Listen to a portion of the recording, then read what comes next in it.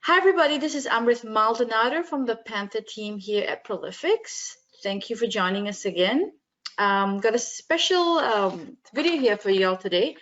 I have a guest, Glenn Silverberg, who will be helping me today in my video.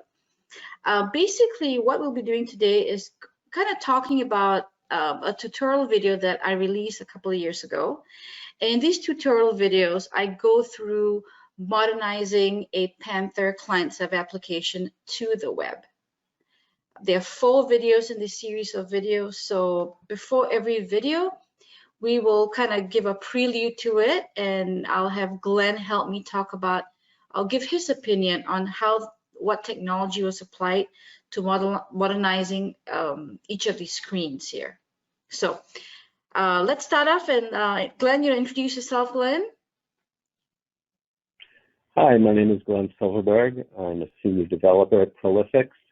I've been working on the Panther and Jam before that for about 30 years. So I have a lot of experience helping to develop the product as well as fixing bugs in the product. So I'll help out with this tutorial as best I can. Thank you, Glenn. Yep, he's been around. He's been around for a bit. Great, and I'm sure lots of you are listening to the videos. This video have somehow the last 30 years got an email for Glenn. Heard some of his great videos on our Panther channel.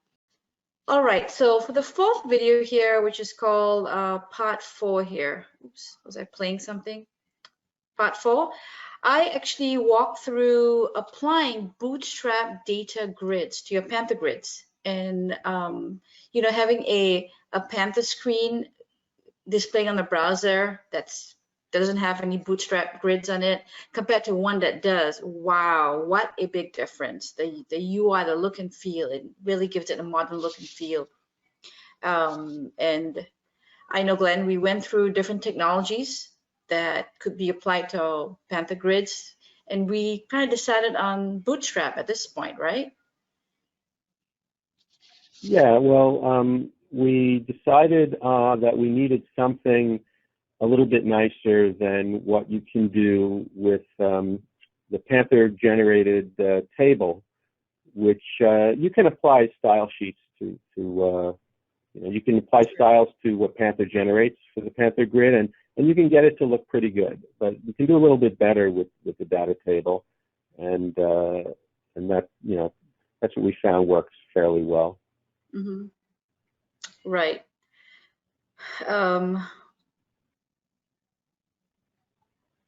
Is that all you have to say?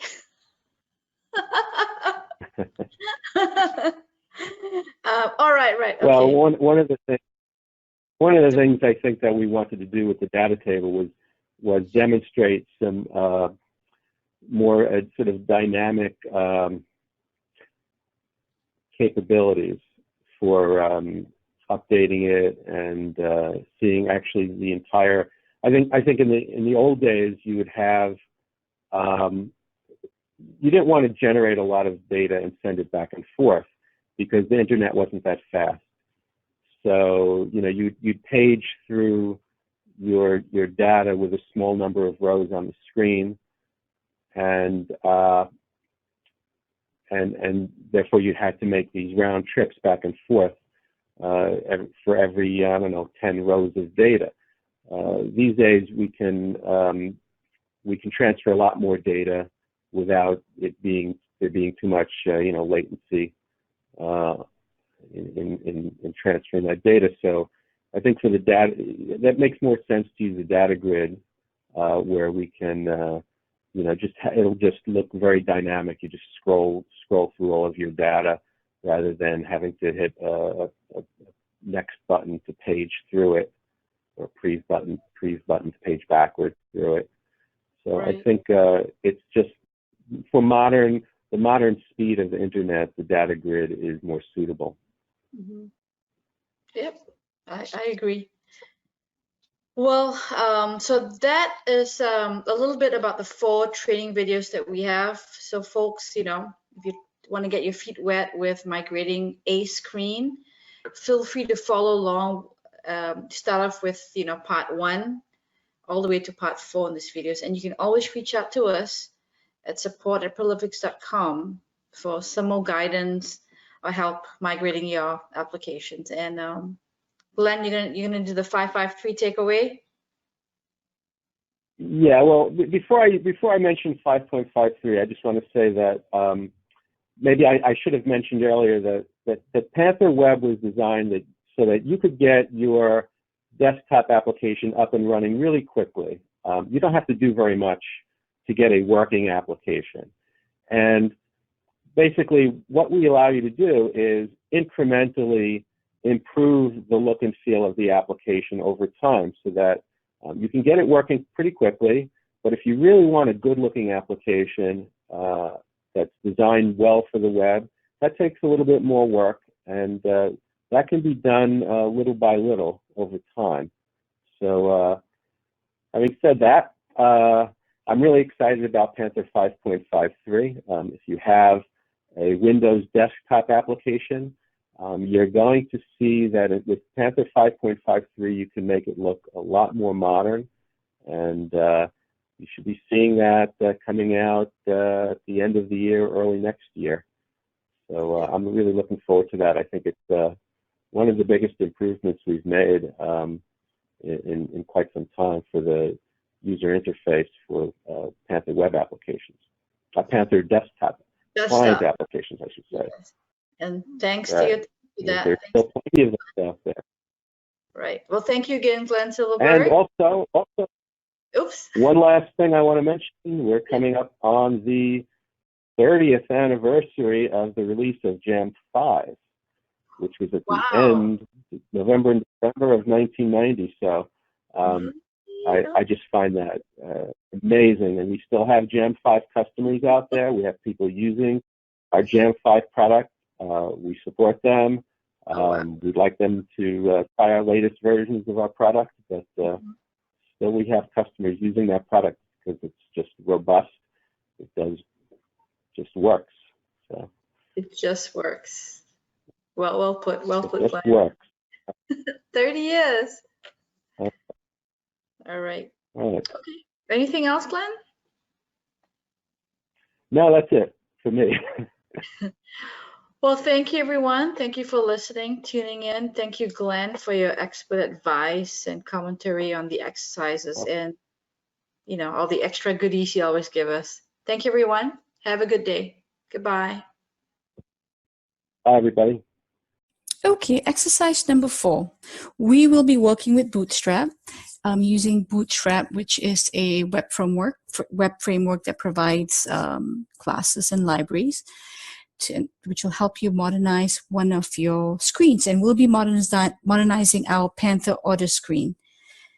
In order to access our Panther order screen, we will need to log in successfully. I'm going to log in as a valid user. amrith11@gmail.com. The password is Lucy, Lucy. Gives me a confirmation message, invalid. Okay. Let me try to log in again. I must have mistyped. There you go.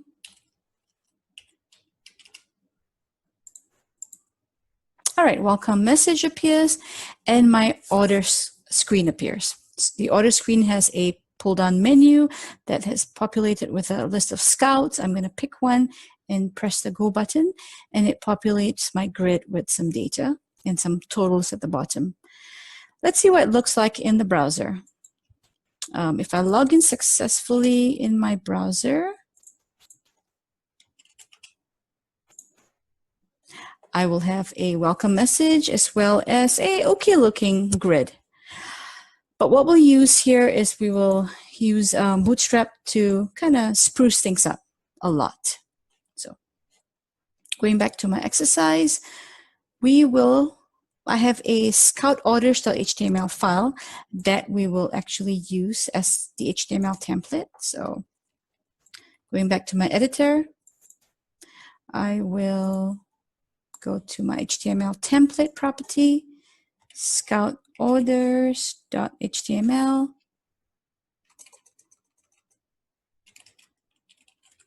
Press enter. All right, I need to do a couple of things here in order to apply a few Bootstrap classes. First thing I'll do is on my option menu field, I'm going to call a Bootstrap class called class equals form control.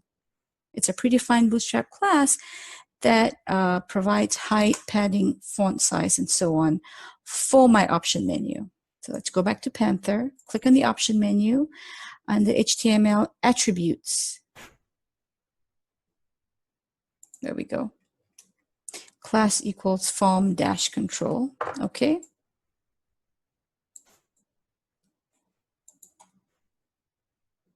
I'm also going to add some JavaScript behind the option menu.